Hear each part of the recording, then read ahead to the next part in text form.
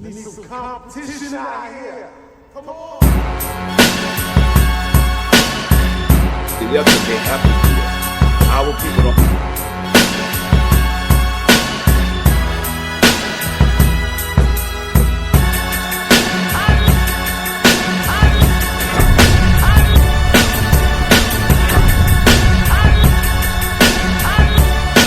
Interested in promoting your brand, business, or talent on Hip Hop News Uncensored? Hit me up right now at advertise@hiphopun.com. That's advertise@hiphopun.com. Hit me ASAP. Very affordable rates. Now to our regularly scheduled program. Rapper T.I. actually jumped on his Instagram just a few moments ago to address comedian Godfrey for what he says is kind of hating on T.I., being as though T.I. is now doing comedy. Now, apparently, T.I. headlined a show out in Atlanta, and Godfrey had some words to say about it. I'm going to play what T.I. said, and then we're going to talk about this, man. Make sure you guys smash the like button, share the video, and let me tell you, this one gets hot, bro. Let's get it. I want to share this simply because, I feel as a community, our conversations is what's going to push us through. So, as you may or may not have heard, for the past, let's call it 5 weeks now,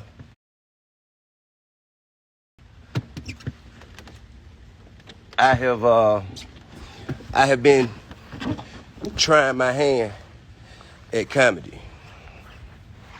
And well, for 5 weeks now, I just been seeing, just isolated moments of salt dropping. You dig? And I want to say this, and I'm going to be very careful with my wording because I don't want this to sound adversarial in any way.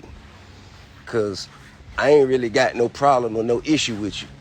None of you people who dropping salt on my name, because salt kills snails, not players, all right? But what I like, I want to be very careful because I'm really trying to starve my ego as much as possible. That's what my next album is about. Kill the king. Killing the king is killing the ego. You know what I'm saying? But when I hear this, what I want y'all to know is, for one, bro, what God got for you is yours. Can't nobody take that from you. Okay? It's important that y'all know that because y'all feel like all of a sudden, because I'm now standing on the stage, sharing my gifts with the world, you know what I'm saying, utilizing the tools and the skills that I've developed or that I am developing, you feel like that's in your way some kind of way. And that's more your problem than I could ever be. The fact that you think that somebody else doing something that you doing is going to stop you from doing what you need to do to get where you need to be, nigga, that's your problem right there. Like, okay, so I have a lot of respect and admiration for a legend and a GOAT in the comedy shit. His name is Godfrey.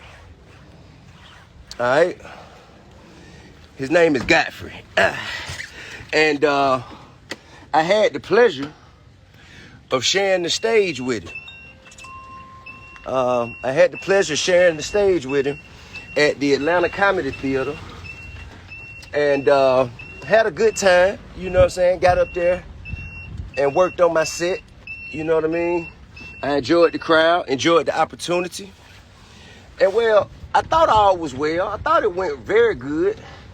And then I see an interview with Godfrey, and how I see Godfrey is a legend. He's a GOAT.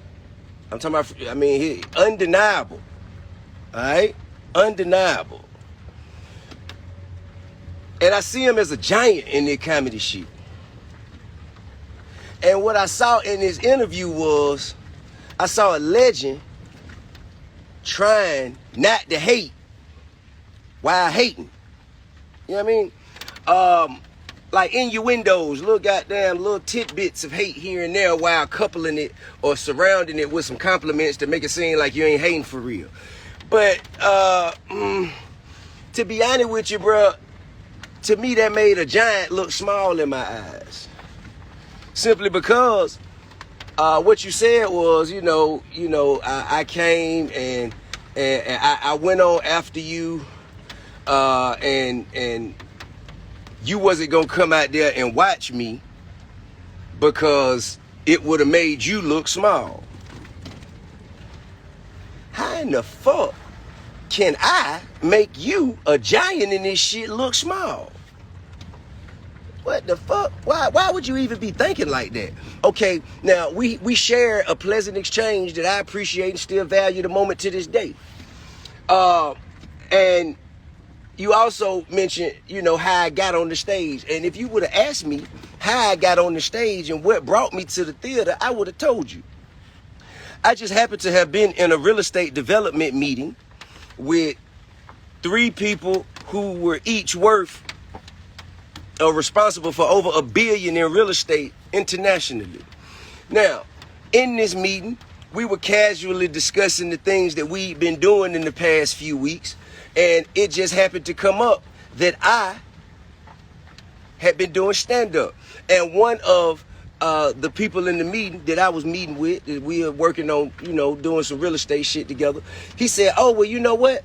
I own the plaza that the comedy theater is in.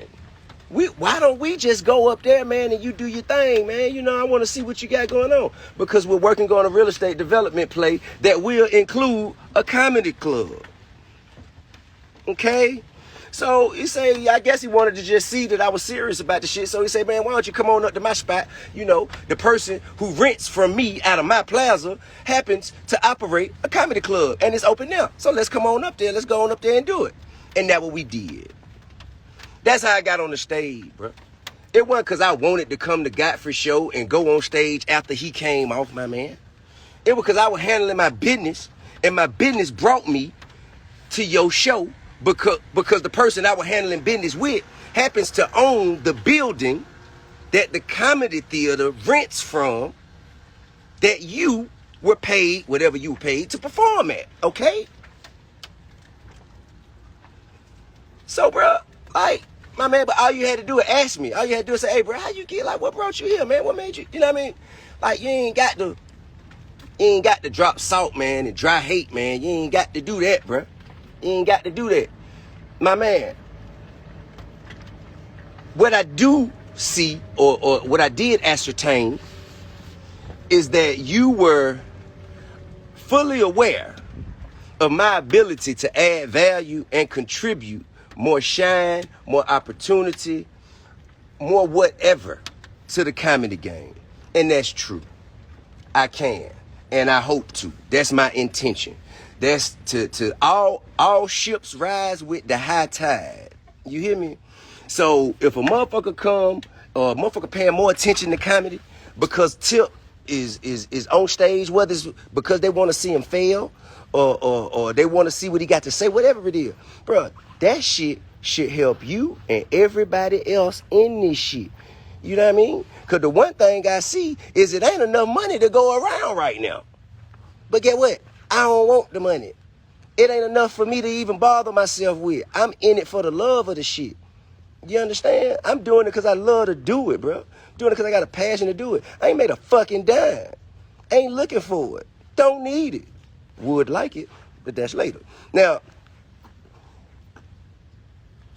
what you are failing to do is recognize someone who could be an ally, someone who could be an asset, someone who could add value, and you misrepresenting that as opposition. Bro, I'm not your opponent. You talking about, you know what I'm saying, you've been doing this and how long you've been doing it, and for somebody to come on after you were headlining.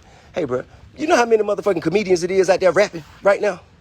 You know how many comedians it is out there doing rap? Nigga, I've been rapping since I was 8 years old, bro. It took me 16, probably 20 years to goddamn get where I wanted to be. You dig what I'm saying?